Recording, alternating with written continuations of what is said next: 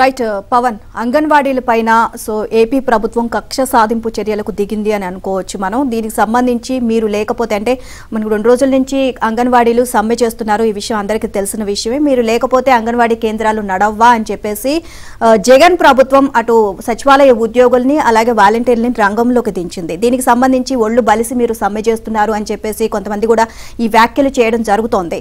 And overall గా మనం చూసినట్లయితే అంగన్వాడీ వాళ్ళ ప్లేస్ లో ఎవరిని పడితే వాళ్ళని పెట్టలేము. అంగన్వాడీలకి ఒక శిక్షణ అంటూ ఇస్తారు. పిల్లల్ని చంటి పిల్లల్ని ఏ విధంగా చూసుకోవాలి, వాళ్ళకి ఎలాంటి బలమైన ఫుడ్ ఇవ్వాలి, అలాగే గర్భిణీలకు ఏ విధంగా తగిన జాగ్రత్తలు తీసుకోవాలి, ఇవన్నీ కూడా అంగన్వాడీలకు తగిన శిక్షణ ఇచ్చి వాళ్ళని రంగంలోకి దించుతారు. కానీ ఏపీ ప్రభుత్వం అవేమి పట్టించుకోకుండా ఎవరిని పడితే వాళ్ళని మీరు చేసేసేయండి అని చెప్పడం.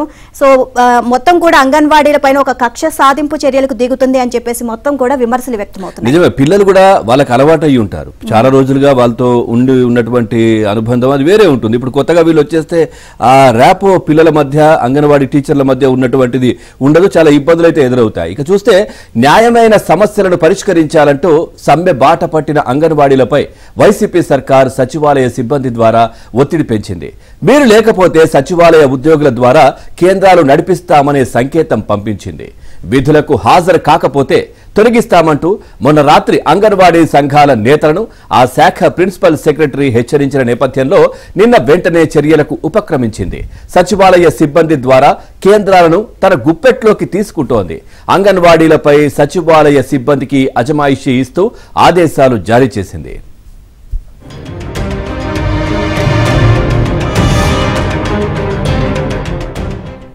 కేంద్రాలకు వేసిన తాళాలు తొలగించి తెరవాలని, సరుకులను రికార్డ్ చేసుకోవాలని, మళ్లీ కొత్త తాళాలు వేసిన తర్వాత సచివాలయాలను ఆయా గ్రామ వార్డు సచివాలయాల్లో అప్పచెప్పాలి అని ఆదేశించింది.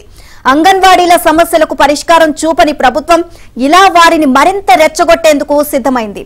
అంగన్వాడీల సమ్మె విరమించే వరకు ఈ విధంగా కొనసాగించాలని ఆదేశాలు ఇచ్చినట్లు తెలిసింది.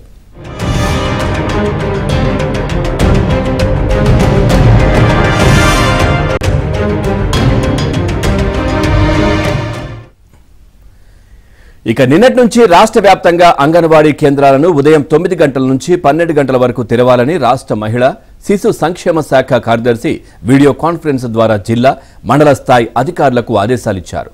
ముందుగా కేంద్రాలను తెరవగానే క్రాస్ చెక్ చేయాలన్నారు. పిల్లలు, బాలింతలు, గర్భిణులకు పోషకాహారాన్ని గ్రామ వార్డు సచివాలయ సిబ్బంది పంపిణీ చేయాలని సూచించారు. కాగా సమ్మె చేస్తున్న వారిని మరింత రెచ్చగొట్టేలా ప్రభుత్వం తీసుకున్న నిర్ణయంపై సర్వత్రా విమర్శలు వ్యక్తమవుతున్నాయి. ఇదే అంశానికి సంబంధించి మరిన్ని అప్డేట్స్ మా కరెస్పాండెంట్ ప్రసాద్ నడి తెలుసుకుందాం. ప్రసాద్, అంగన్వాడీలను ఎక్కడికక్కడ ఏపీ ప్రభుత్వం రెచ్చగొట్టే ధోరణిలో వెళ్తుంది.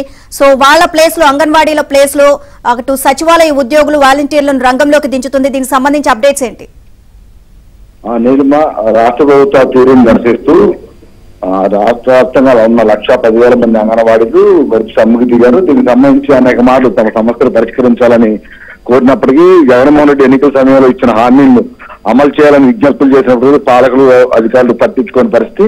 దీంతో మొన్నటి నుంచి కూడా అందరూ అంగన్వాడీ కేంద్రాలు తాళాలు వేసి మొత్తం అంగన్వాడీ మహిళలు రాష్ట్ర వ్యాప్తంగా అన్ని జిల్లాల్లో కూడా సమ్మె చేయడంతో పాటు వివిధ ప్రాంతాల్లో ధర్నాలు చేశారు. పిల్లలకు, గర్భిణీలకు, బాలింతలకు అందాల్సిన పౌష్టికాహారం కూడా అందకుండా పోయింది.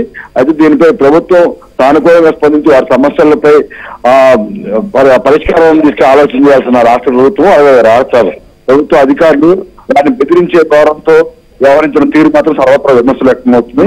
ఎందుకంటే ప్రభుత్వం కొత్తగా ఉన్న వారందరూ కూడా ఎవరైనా సమస్య ఉంది, తమ ఇబ్బందులు పరిష్కరించాలని కోరితే వారిని కూర్చోబెట్టి మాట్లాడి సాధ్యంతో ఎంతవరకు సాధ్యమవుతుందో ఆ విధంగా చర్యలు తీసుకుంటామని హామీ ఇవ్వాల్సిన ప్రభుత్వమే ఆ సమ్మె విరమించకపోతే విధుల నుంచి తొలగిస్తామని చెప్పడం మహిళలు మొత్తం అంగన్వాడీ మహిళలు ఆగ్రహం వ్యక్తం చేస్తా ఉన్నారు. చర్చలుగానే పిలిచి 5 పేజీలు లేకపోతే అందులో కూడా ఇప్పుడు చంద్రబాబు హయాంలోనే 10,000 శాలరీ ఇస్తుంటే 7,000 నుంచి తాము 15,000 చేశామంటూ అబద్ధ ప్రచారాలతో పాటు విధుల్లో పాల్గొన్న వారిని సస్పెండ్ చేస్తామని కలెక్టర్ ఆదేశాలు కూడా జారీ చేసినట్టు హెచ్చరింపు ద్వారంలో చేసిన ఆ వైఖరిపై మాత్రం వారంతా ఆవేదన వ్యక్తం చేస్తా ఉన్నారు. ఈ పరిణామాల నేపథ్యంలో నుంచి కూడా సమ్మెను మరింత విస్తృతం చేశారు. ప్రభుత్వం జగన్మోహన్ రెడ్డి ఇచ్చిన హామీలు అమలు చేయడానికి సమ్మెను ఇలాగే కొనసాగిస్తామని ఇప్పటివరకు ఇటువంటి బెదిరింపులు ఎమ్మెల్యేలు కూడా వారి కార్మిక సంఘాలు, ఇతర పార్టీలు కూడా అండగా పోరాటాలు పద్ధతితో ముందు తీసుకెళ్తారని కూడా హెచ్చరిస్తున్నారు.